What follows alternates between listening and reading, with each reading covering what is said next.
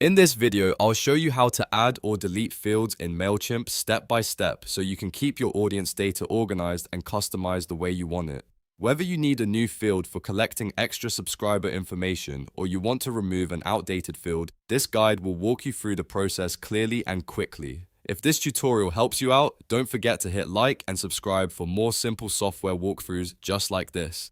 Alright, let's jump in. First, go to Mailchimp and sign into your account. Once you're inside the dashboard, look for Audience in the left-hand menu and click it. This is where all of your subscriber settings and audience tools are stored. After that, click the three dots next to your audience options to open more settings. From the menu, choose Audience Settings. This will take you to the area where you can manage your audience details, including merge fields and custom fields. Next, click Edit Audience Fields. This is the section where you can add new fields or remove existing ones. To add a new field, click Create a New Field. Mailchimp will open a form where you can define the new field. Start by giving the field a name that makes sense for the information you want to collect.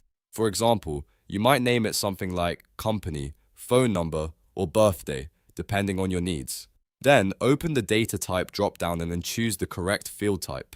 In this example, text is being selected, but Mailchimp may also give you other options depending on the type of data you want to store. If needed, you can also give the field a merge tag name. This part is optional, but it can be helpful if you use merge tags in campaigns or automations. Once everything looks correct, click Save to add the new field to your audience. Now, if you want to delete a field, go back to the list of fields and find the one you want to remove. Click the three dots next to that field to open its options. From there, click Delete. Mailchimp may show a warning or confirmation message because deleting a field can affect your audience data.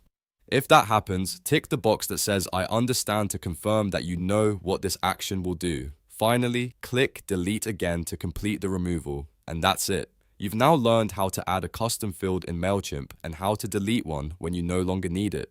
Keeping your audience fields clean and updated makes your email marketing much easier to manage. If this video helped, make sure to like the video and subscribe for more Mailchimp tutorials and other easy software guides. Thanks for watching, and I'll see you in the next one.